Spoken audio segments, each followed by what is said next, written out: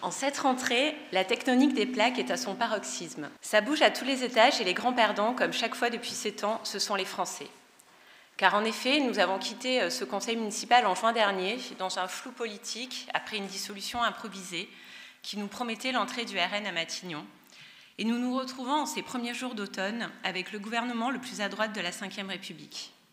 Après 7 ans de convergence, de la réforme des retraites à la loi immigration en passant par la suppression de l'ISF et la réforme de l'assurance chômage, la droite macroniste et la droite LR s'unissent aux yeux des Françaises et des Français pour le meilleur et surtout pour le pire.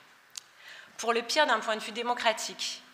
Alors que la gauche est arrivée en tête aux dernières élections, c'est la droite macroniste et la droite LR, ces mêmes droites, défaites aux élections européennes et législatives, qui ont été choisies pour former une coalition des perdants, afin de poursuivre la politique d'Emmanuel Macron. C'est aussi pour le pire d'un point de vue politique. Je le disais, ce gouvernement est le plus à droite de l'histoire de la Ve République. Ça se voit, mais ça s'entend surtout. Laurence Garnier, Annie Genevard sont bien connues de la Manif pour tous et sont allées jusqu'à s'opposer à la constitutionnalisation de l'IVG. Le ministre de l'Intérieur prétend qu'il existe des Français de papier. Nous connaissions le Bruno Retailleau parlant de l'AME comme d'un processus d'appel d'air, un aspirateur migratoire ou encore de tourisme médical des étrangers. C'est temps. C'est le temps qu'il aura fallu à certains pour se rendre compte que finalement la Macronie, c'est la droite. Face à cette droitisation, il est naturel que des élus comme des électeurs décident de revenir à leurs racines politiques, là où les valeurs d'égalité, de justice sociale et de solidarité sont encore défendues avec force.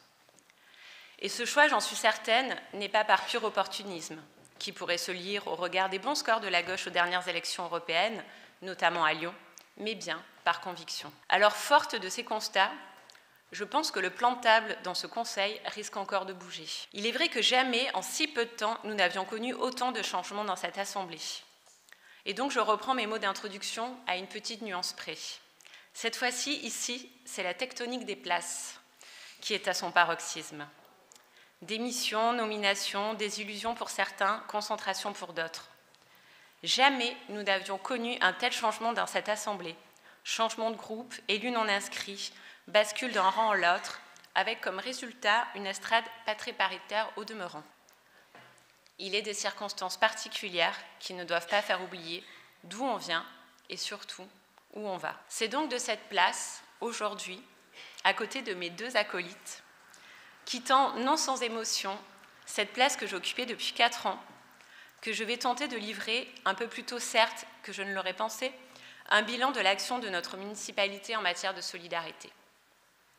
La solidarité a toujours été au cœur de mon engagement, car je crois que le bien-être de chacun dépend de notre capacité collective à ne laisser personne sur le bord du chemin. Ces 4 années ont été gouvernées par un cap exigeant, humaniste, ancré dans le réel.